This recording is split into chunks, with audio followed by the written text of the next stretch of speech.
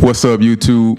It's your boy, and I'm back with another video, man. And you already know what I need you to do. Hit the subscribe, hit the like, hit the notification bell, because it does go a long way with helping out the channel. If this is your first time, I already know why you're here.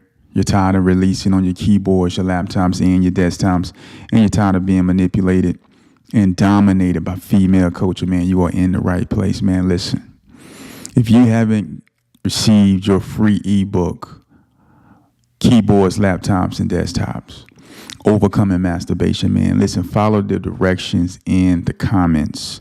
I will send you the ebook for free. You don't have to pay anything for it, man. I want you to have this book if you've been struggling with masturbation. It's going to help you overcome that. I'm really excited about this video today, man. And I wanted to talk to you guys about fornication and what happens in that moment of fornication when you're about to, go in for those 5 to 10 minutes of pleasure and sexual bliss. And I want you to look at this from a God's eye view. I want you to see this from the vantage point of heaven. I want to take a look at the story of Joseph. And I want to focus in on what Satan sees, and I want to focus in on what Joseph sees in this particular instance. So we're going to start off in Genesis chapter 39, and we're going to start at verse 7, and we're going to go down to verse 20. And it says, "And it came to pass after these things that his master's wife cast her eyes upon Joseph, and she said, 'Lie with me.' But he refused and said unto his master's wife, Behold, my master wotteth not what is with me in the house, and has committed all that he has in my hand. There is none greater in the house than I." Joseph is saying, listen, the master has given me everything in his house. There's no one in his household that is greater than me.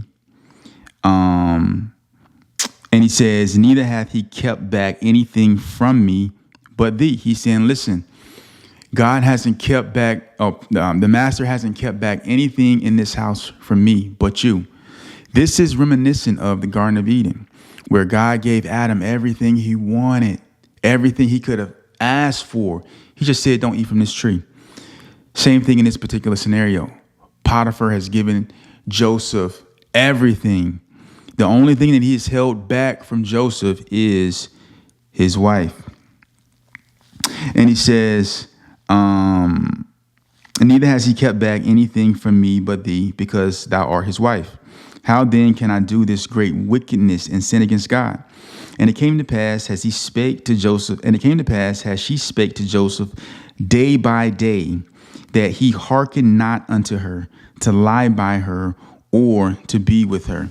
Now, this is important because she was basically leaning on Joseph every day, constantly coming at him, constantly trying to tempt him to fall into this sin of adultery and get him to lie with her, right? And Joseph was on point. He was on point. He was rock steady in his faith to God and what he believed, and he didn't fall for it. And it says, and it came to pass about this time that Joseph went into the house to do his business, and there was none of the men of the house there within. So now there's another situation that's been created. There's no one in the house. She done sent them all away. It's just him and her. And she caught him by his garment, saying, Lie with me. And he left his garment in her hand and fled and got out. This story can give us a lot of insight into your own personal life, into my own personal life. And what I want to highlight is this. When you're chosen by God, and I know you're chosen because you're watching this channel, you're seeking to live a life holy and acceptable to God. You want to present your body as a living sacrifice.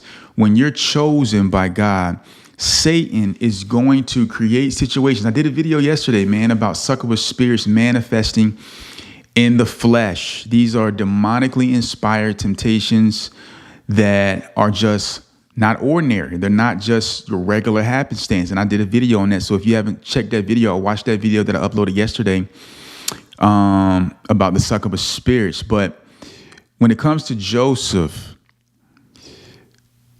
you have to look at the bigger picture. It's more than just him having sex with Potiphar's wife.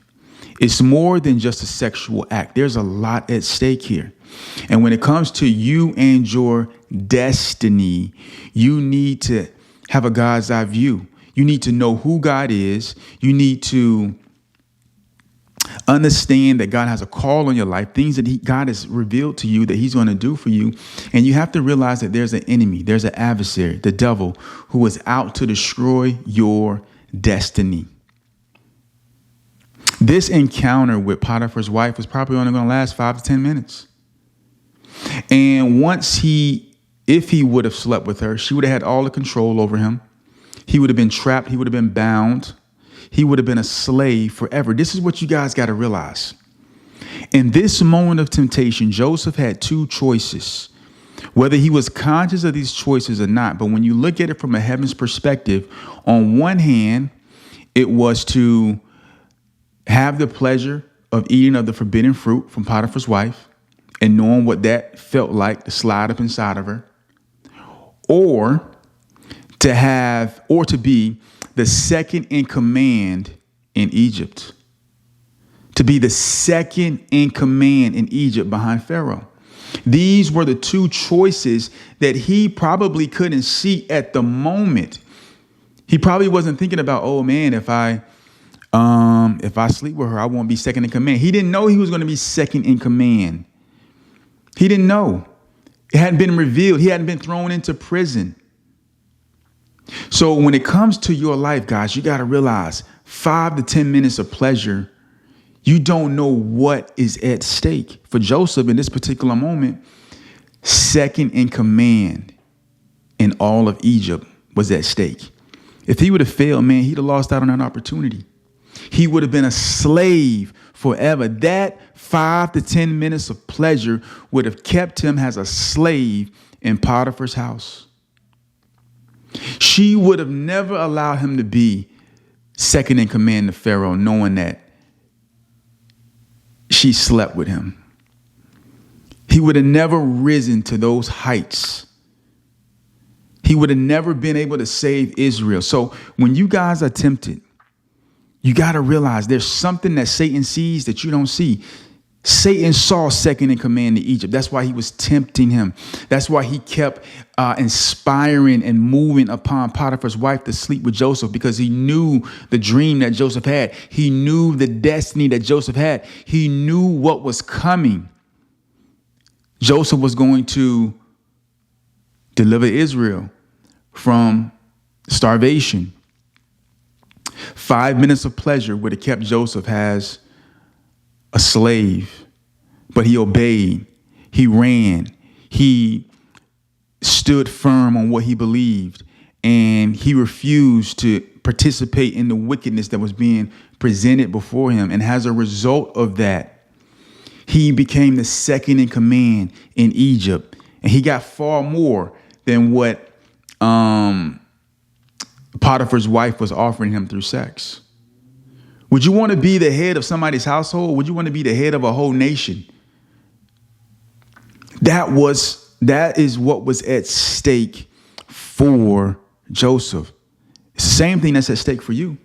You can't see what God has in store for you, but the devil is tempting you. He's tempting you to do something evil, to participate in wickedness that is going to destroy your life and your destiny, and that's going to keep you a slave. It's going to keep you a slave. Don't trade your destiny for a few minutes of pleasure, man. Do not trade your destiny for a few minutes of pleasure. You will regret it. I believe in you guys. Continue to stay on that prayer altar. Develop your prayer life. Lean on God's grace. Never think you're too good to fall. You always have to trust in God to overcome these type of situations, because these are demonically inspired situations to stop the promises of God from manifesting in your life. Resist that temptation, because I'm telling you, something's great on the other side of it. Stay trusting in God. The Bible says that faith in God is a shield against the fiery darts. When you believe and trust in what God has for you, those darts that Satan shoots at you won't be able to penetrate. This is Home and Nuts Podcast, man. I hope you got value out of this video.